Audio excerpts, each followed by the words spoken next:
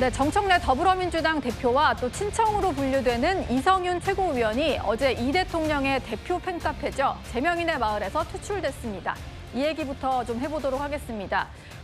제명인의 마을 팬카페에서 투표를 거쳤다고 하는데요. 찬성이 82.3% 정도, 엄청난 찬성표로 이렇게 두 사람을 강제 퇴출시키겠다라는 결론이 나왔는데 재가입도 불가능하고요. 강제 탈퇴 조치가 됐다고 합니다. 이건 강성필 부대변인께 좀 여쭤볼게요. 저희가 계속 지지층 내전이다라고 말만 해왔었는데 이거는 정말 가시적으로 드러난 얘기가 아닐까 싶어요. 왜 이렇게 퇴출까지 된 건가요? 네, 당연히 지금 현재 제명인의 마을에 있는 이 당원들은 이 정청래 당대표와 지도부가 이재명 정부에 대해서 제대로 서포트하지 못하고 있다. 그런 강한 불만이 있거든요. 그렇기 때문에 저런 조사 결과가 나온 것이다라고 생각을 하는데 물론 지금 민주당 내에 나름대로의 계파 간의 갈등이 없다라고 할 수는 없겠지만 그런다고 저희 당원들이 지금 권리당원이 160만 명이 다 되는데 저 한 1000명 정도가 그 당심을 다 대변한다고 저는 볼 수는 없다고 생각을 하거든요. 그리고 아무리 국민의힘에서 계파 갈등이 심해져가지고 막 밖에 나가서 콘서트하고 다니고 그러잖아요. 예. 그런다고 해서 민주당이 이렇게 안심하면 안 되는 거예요. 저렇게 계파 간에 갈등이 있고 서로 간에 헐뜯고 쫓아내고 그러면은 국민들 마음이 언제 변할지 모르거든요. 그래서 저는 정말로 제명인의 마을 당원들이 이재명 대통령을 돕고 싶다면 정청래 당대표라든지 지도부에 대한 어떤 과도한 공격은 좀 삼가는 것이 좋다. 지금은 원팀으로 뭉칠 때다. 이런 말씀 드립니다. 예. 운영진은 공직을 해서 분란만 만들고 책임지지 않는다라는 이유로 두 사람을 강제 탈퇴시키겠다라고 얘기를 했습니다. 구자령 변호사님, 근데 제가 요즘에 커뮤니티를 돌면서 보면 진짜 제명인의 마을과 딴지일보는 극과 극으로 갈려서 서로를 엄청 공격을 하더라고요. 이거는 진짜 지지층 내분으로 봐야 될까요? 이제 그렇게 보는 게 확실한 것 같아요. 그리고 내분 상황이 아무리 그렇다 하더라도 커뮤니티에서 제명인의 마을도 20만 명이 넘거든요.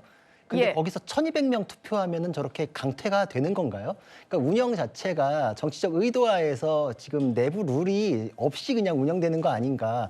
그럴 정도로 첨예하게 운영되고 있다. 그러니까 내부에서의 그 다툼, 헤게모니 싸움이라는 게 굉장히 치열하구나라는 게 느껴지는데 프레임 전쟁이라는 게 요새는 뉴 이재명을 다시 또 뉴 수박이다 이렇게 해가면서 지금 내부의 비판이 굉장히 또 엄혹하거든요. 서로 또 공격을 하죠. 그렇죠. 근데 사실 이게 다들 양극단으로 치달은 정치의 모습이 전에는 이제 진영끼리의 모습이었거든요. 근데 이제 이건 진영 내부에서도 똑같은 모습이 나타나고 있는 점에서 우리나라 정치가 이제 여유가 없구나.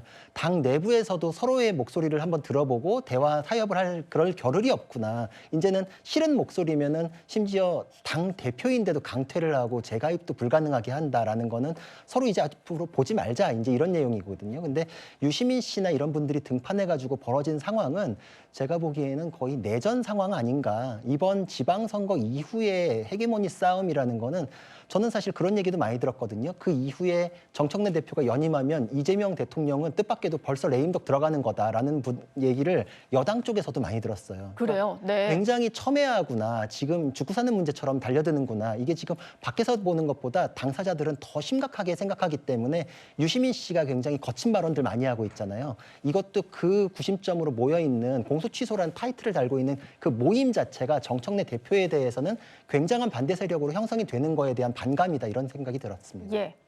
안 그래도 말씀을 주셔서 오늘 열렸던 그 모임 얘기를 좀 해봐야 될 것 같습니다. 오늘 국회에서 이재명 대통령에 대한 공소 취소를 주장하는 의원 모임이 정식으로 출범을 했습니다. 행사 시작 전에는 한 지지자가 소리를 지르는 해프닝이 있었는데요. 관련 영상 만나보시죠.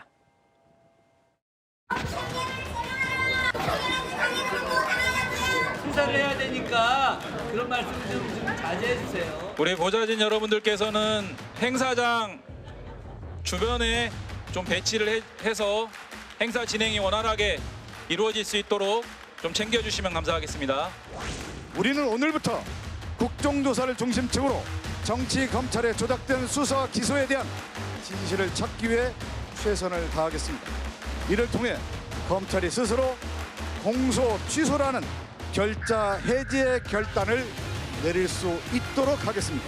브라질의 룰라가 감옥에서 대통령국으로 걸어온 것처럼 우리도 정치 검찰의 탄압에서 민주주의 회복의 자리로 당당하게 걸어갈 것입니다. 윤석열 정치검찰이 이재명 대통령을 죽이기 위해 정치보복 조작 기소를 했습니다. 이 조작 기소 사건은 윤석열 검찰 독재의 쓰레기입니다. 검찰이 더 이상 정치 개입 쓰레기를 만들지 못하도록 검찰 개혁을 해야 하고 동시에 악취가 진동하는 이 쓰레기를 치워야 합니다. 예, 이 대통령 사건에 대해서 공소를 취소해야 된다라면서 모인 의원 모임인데요.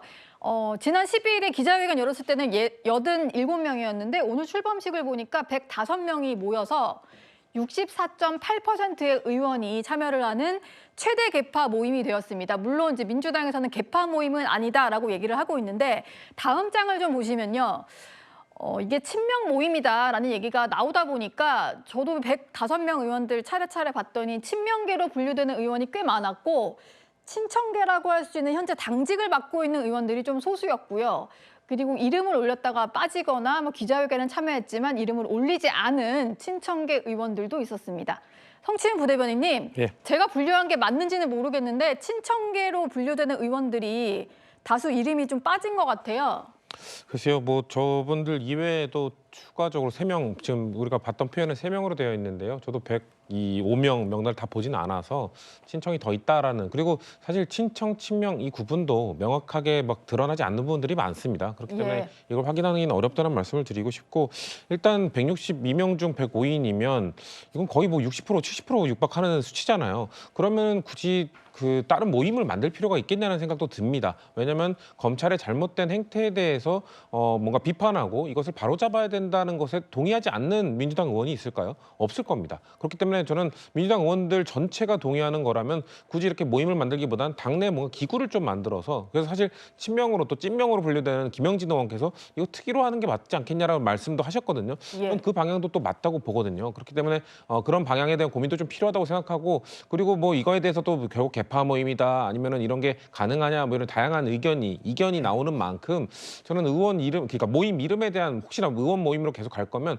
모임에 대한 고민도 좀 있어야 되지 않겠냐, 이름에 대한. 왜냐면은 뭔가 이름 자체에 또 부정적 단어가 그러니까 공소 취소 모임 이렇게 돼 있으니까 부정적 단어가 들어가 있거든요. 저는 이재명 대통령, 이재명 정부가 추구하고 있는 것은 중도 통합, 그리고 집권 여당으로서는 뭔가 이런 부정적 단어보다는 좀 긍정적 단어를 사용하는 게 저는 좋다고 생각하거든요. 예. 그다음에 정말 이재명 대통령을 생각한다, 이재명 정부의 성공을 기원한다고 한다면 좀 더 긍정적인 단어로 이름을 바꾸거나, 아니면 의원들 전체가 사실상 이거에 이견이 없다라는 걸 표명하기 위해서 의원 모임보다는 뭔가 당내 특위 기구로 만드는 김영진 의원의 제안을 좀 받아들이는 것이 어떻겠냐라는 말씀을 드리고 싶습니다. 아예 특위기구로 만드는 게 어떻겠냐. 예, 구자룡 변호사님. 저거는 저렇게 모임을 만들든 특위를 만들든 말이 안 되는 겁니다. 공소 취소를 정치권에서 요구한다는 건 역사상 있어 본 적이 없고 앞으로도 있어서는 안 되는 일이거든요. 그러니까 유시민 씨가 미친 짓이다라고까지 격한 말을 하는데 저는 그런 표현 자체는 동의하지 않지만, 유시민 씨가 갑자기 그 막말이나 궤변 많이 늘었던 분인데 상식적인 얘기를 왜 할까요?